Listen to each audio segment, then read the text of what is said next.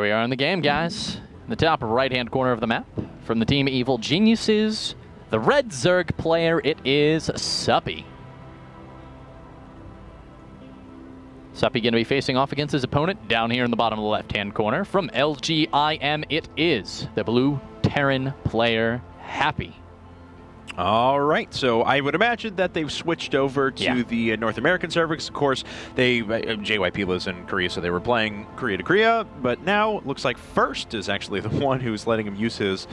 Oh boy, who's letting him use his account? And I say oh boy because Happy, that is a very, very early SCV that's out on the map. Ladies and gentlemen, we're going to see some proxy barracks. Now let's actually point out the location that was really, really prevalent for some time.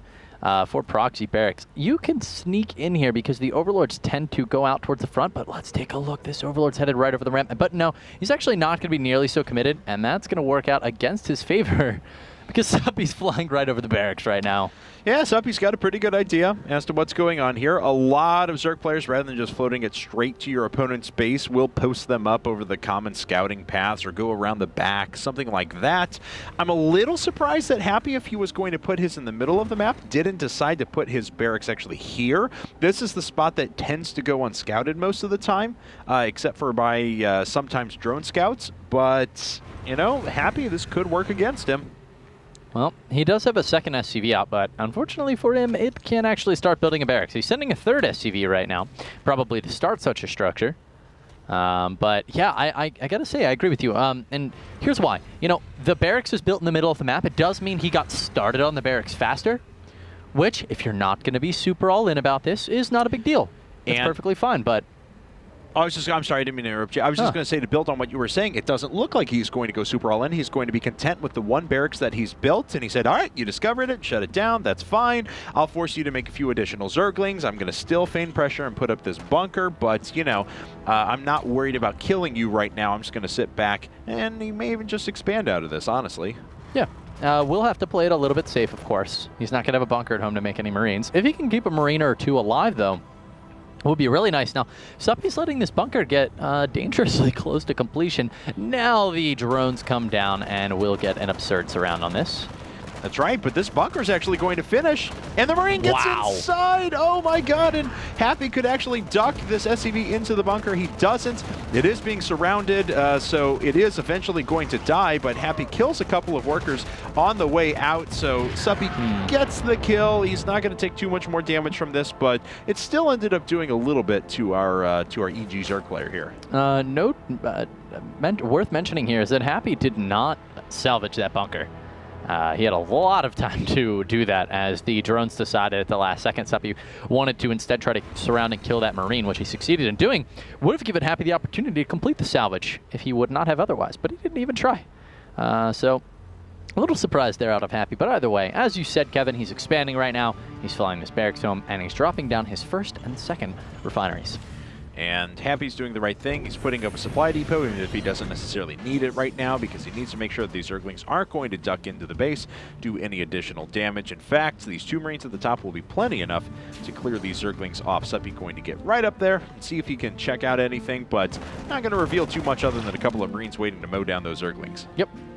Yeah, he doesn't know exactly what's going on inside. Expansion is a very safe bet, though, so would not be surprised to see Suppy react as if such a thing were on the way. Would be nice for him to tuck in this Overlord, though, that he did, you know, manage to put over here on this side of the base. And he's got it sitting right over that pillar right now. And we can see he's actually selecting it and deciding not to. So either way, Queen on the way at this moment for Suppy, and a factory started up for Happy. We're going to have to see what he does opt for here. You know, Hellion Banshee plays are extremely popular, but the advantage to them is typically when, you know, you're really capitalizing on the Zerg player having a little bit of a deficit in tech. Yeah. And Suppy's going to probably be a little ahead in that regard, so I wouldn't expect that play out of Happy. Well, Suppy now without gas may just be going to a 4-queen build, and that's exactly what's going to happen. As we can see out of him as well, he decided to duck in. He did, in fact, pick up on the factory. He saw the reactor. What he doesn't know is that there's two more barracks that's actually following this up. So first, not going to go into that traditional Banshee opening that you see out of so many players now. He's just going to be content to make a lot of bio units. And I wonder if this is going to be like a big two-base Reactored Hellion Marauder all in, or if this is just going to be a way to transition into later game biomech. Yeah, you know, the all-in would just have so much trouble at this state because, as we were saying, Suppy's already a little bit ahead. He's now grabbing his first and second gas. That's another thing. You know, because he didn't expect any serious follow-up pressure here, he felt very comfortable with sitting on a low quantity of queens and skipping gas entirely. Hellion's only now getting on the field at 7:40. Guys, 5:30 is typically when Hellions pop out. This is an extremely late set of the first two Hellions. Of course, that is with a factory before Command Center, but in this position with Suppy already having out now a couple of queens, he's taking his third. He's really well set here to take an advantage into the middle stages of this game. And looks like he's dropping down his third base. He actually ended up going for 6 queens in total, so he'll have a lot extra in case he sees any threat through the air. And this is indeed going to be that biomech that we were talking about before. As factories lifted off, a bunch of Marines about to pop up, hopefully with pretty decent upgrades, and maybe even we'll see some sort of an engineering bay here in a second. 11 drones popping out, Kevin. Suppy really ramping up the economy. Likely going to see medevacs here too from Happy. He could make it a Viking to go around Overlord hunting. Also possible. Yeah, tries to get in with the 4 Hellions there, but can't really do anything about it. And you're right, Overlord hunting would be really nice right now. I mean, look, there's great map coverage for Suppy. That's obvious. Great map coverage can also get wrecked by a couple of decent Vikings that are just patrolling around these common paths. Well, it looks like maybe he wants to try to get some drop play in before a Baneling Nest or before a Spire, but, oh, there's the Baneling Nest going down. Yeah, everything for Suppy can be about a minute late right now. Typically, you want to drop your Baneling Nest around the 8:30 mark. Because you can really have medevacs leaving kind of at 8:30, so you don't want to be any later than that. And yeah, I mean, Suppy's dropping it at 9:30. So he's sitting in a great position here. 1-1 also on the way. Metabolic Boost about to finish up, but yeah, Happy's just so incredibly far behind. Looks like he's dropping a third at double E engineering base to try to catch up here. And looks like these drops actually go right past the Overlord, so not going to get too much done with them other than just cleaning up these Overlords, of which there are several, as we mentioned before, so these medevacs keep heading out. Oh, and there is a yeah, exactly. Yep. A Viking's coming out now, so we'll start to clear those up. Yeah, I actually misspoke earlier. Happy should be leaving with his medevacs around 8:30, and he's getting out around 10 minutes. Yeah. So, and actually a more accurate measure, he's about a minute and a half behind the curve.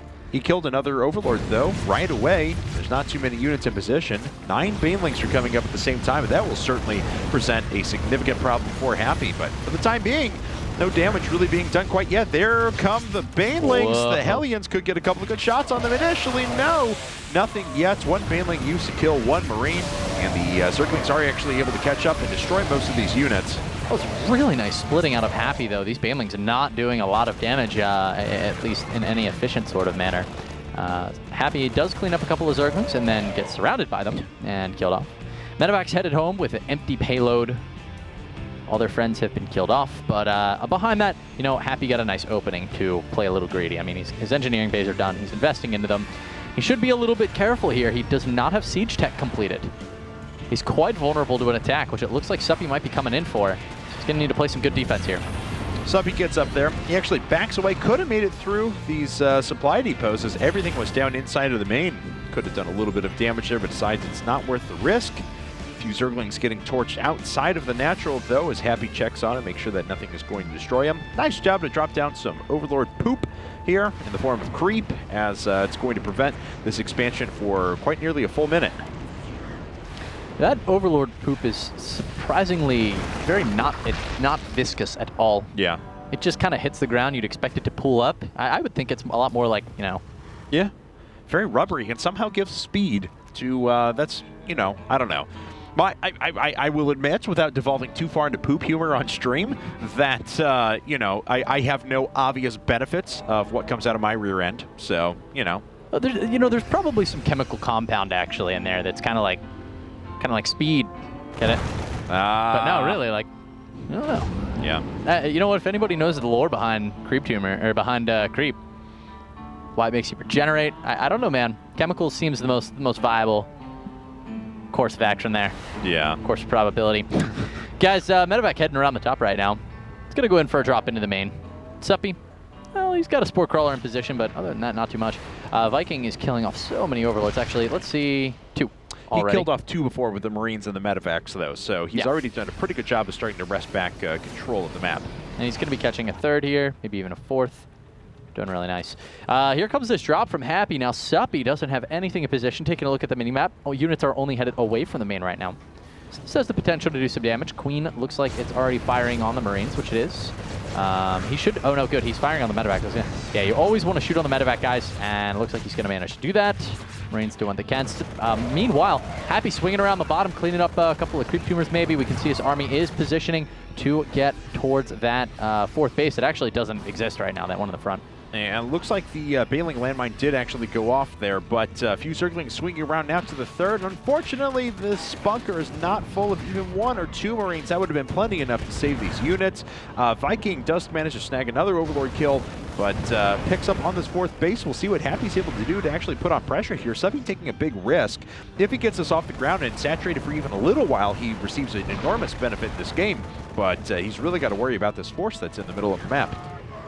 Happy doing a really, really good job now using small groups of Marines. That's really a highlight to a Terran player who is just excels with positioning. But Infested Terrans going down for Suppy. Very creative drops there. And the Zerglings swarming in, going to be cleaning up so much. That was so incredibly innovative out of Suppy. He got the Infestor into that position and then threw one out to each tank. So each of the tanks actually shot upon their kin. And Suppy cleaning that up so cost effectively. Yeah, really nice plays you mentioned. I mean, just each of those individual little beach balls being thrown out, and I mean, not only did it cause the tanks to fire upon themselves a little bit, but it drew that first blast and allowed the Banelings and Zerglings to roll up and just do the maximum amount of damage. So Suppy really on top of his game. His creep spread's good. He's on 4 bases. He's denying yet another base of mining. He's killed 19 workers this game. Everything's really working out for him the way he would like. Yeah, I mean, that's ideally what you want to do in every engagement, and Suppy just did it perfectly. A lot of times you see, like, oh, I throw down some Infested Terrans, or you do see the Infested Terran bombs. But, like, to throw C3 simultaneously on each of the 3 tanks, oh, so pretty. 145 supply right now for the Zerg, 100 for Happy. Happy's going to be on the defense, Kevin. Yeah, and look at this. More Infestor shenanigans coming out here. So even though he has to play defensively, as you mentioned, it's going to be difficult for him to do so with all these Infestors just kind of running around underneath. As it looks like Suppy's actually just going to go directly into the main. He's got enough for 5 Infested Terrans now. There they are. And we'll see what kind of damage he can do as he draws more fire away from these siege tanks. And the Zerglings trying to get into a good position here, but the Marines sandwiched between the wall and the barracks just simply don't go down. Maybe a couple of Marines killed, but other than that, it was just mostly Zerglings dying. Beautiful transfuse on that Infestor. Well played there from Suppy. Well, that was still kind of the first big mistake we've seen from Suppy, though. He didn't get anything done with that little attack, and even though he's still in a pretty decent position, he's killed more economy from his opponent.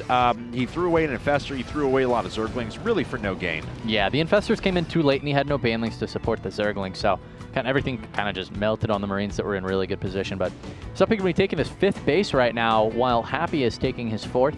Both these players, fairly equal. Happy maybe still a little bit behind. I think should be equalizing in the near future, though, as 3-3 is finishing up. I believe for both players, actually. Take a look at the Marines for Happy. Yeah, let's grab one here. And there we go. He's actually only sitting on +2 armor. So Suppy's going to have 3-3. Happy's going to be behind on upgrades.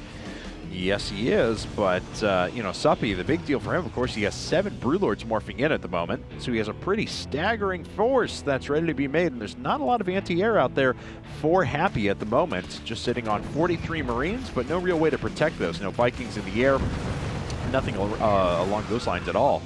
So let's talk about what Happy needs to do here. His army is going to be more mobile than Suppy's, and it's also going to be weaker. As you mentioned, he doesn't have the Vikings necessary in order to engage up against this force straight on.